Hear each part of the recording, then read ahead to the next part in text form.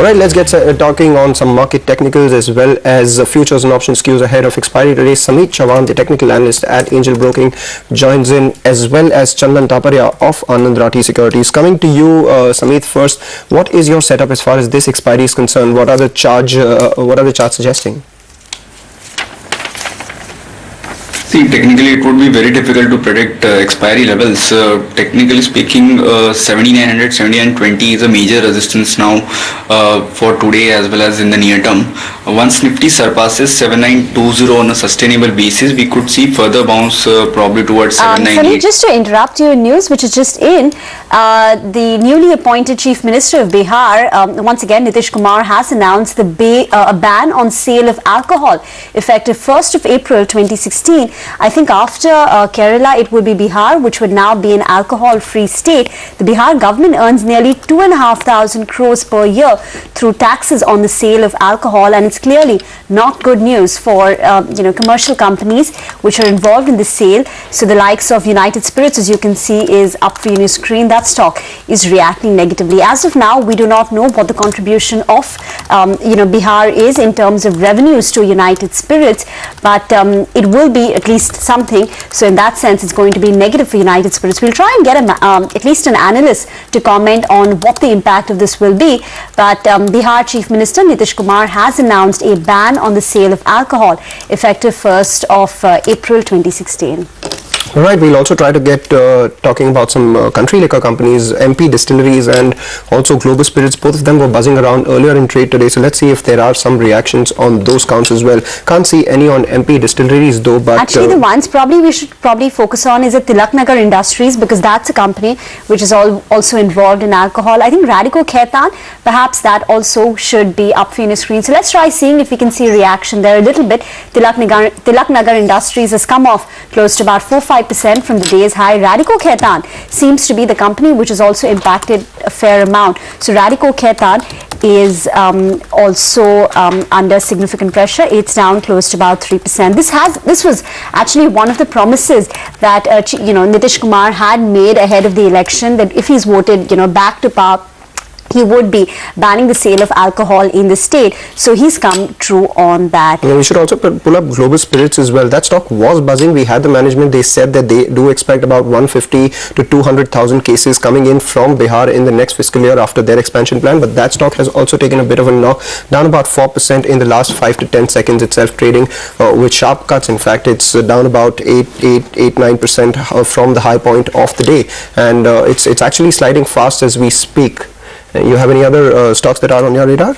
No, I think we covered most of them. So United Spirits is one, Tilak Nagar Industries is the other one, Radico Khaitan could be an affected company, Global Spirits, MP Distilleries. These are a couple of companies which are present either in the Indian-made foreign liquor IMFL space, or United Spirits has its own brand. It perhaps could be even in the Indian-made Indian liquor space. But this, I guess, shouldn't come as a surprise, because Nitish Kumar had indicated as one of his promises when he was campaigning for in his election that he would ban the sale of alcohol if he comes back to power, and he had reached out basically to a lot of the women voters on the back of this particular plank. So it shouldn't come as a surprise, but it is commercially negative for all these companies, and that's clearly visible as we speak. All right, the fundamentals apart, let's ask Sameet Chavan about his view on these alcohol companies as well. Sameet, we've seen a lot of buzz coming in for all these spirit companies. What are the charts suggesting? Because we are seeing a sentimental downtick. Do you see any support in the near term for all these companies?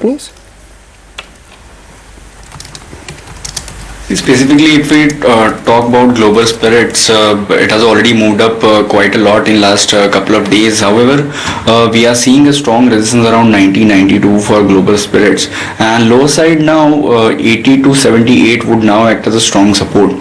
So going forward, 78 to 80 would be a crucial level on the downside, and higher side 90-92 would be a major resistance.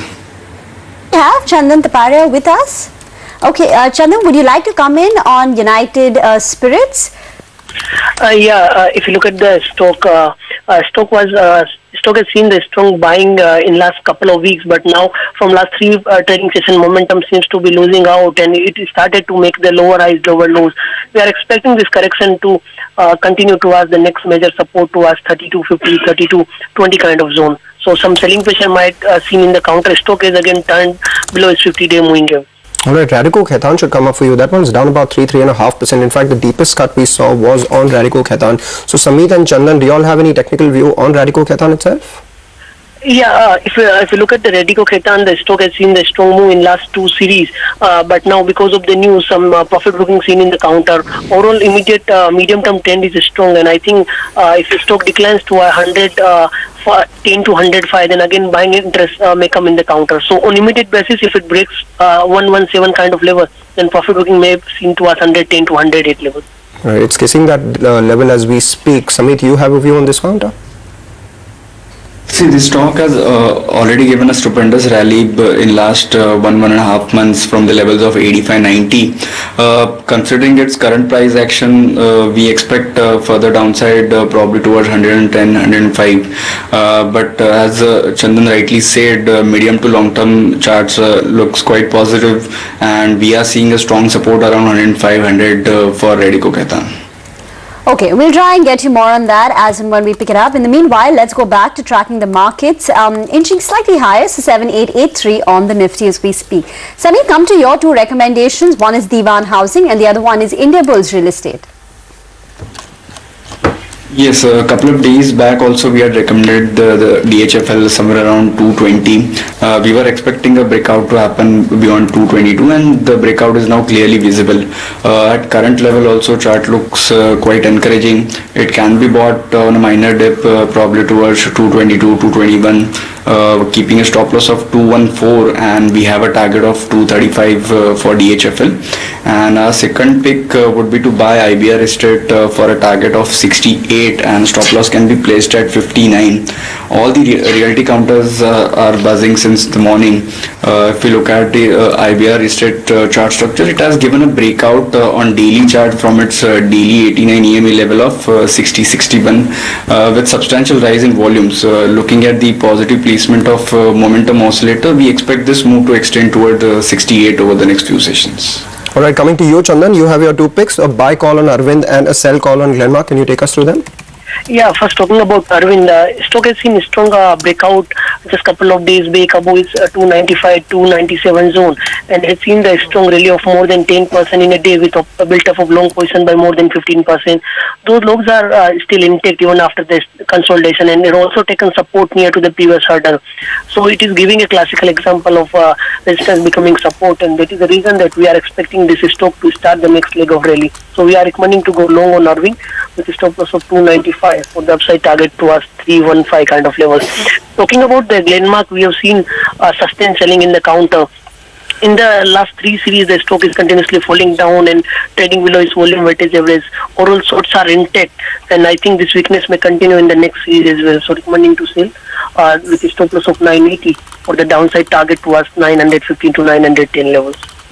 Alright, Chandan, you also have another pick. One of your picks is a buy on IOC. Could you take us through that as well?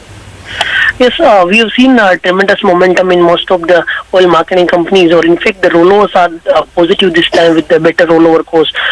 We are expecting momentum to continue in most of the oil and gas companies like HPCL, BPCL, IOC, Petronet and GAIL.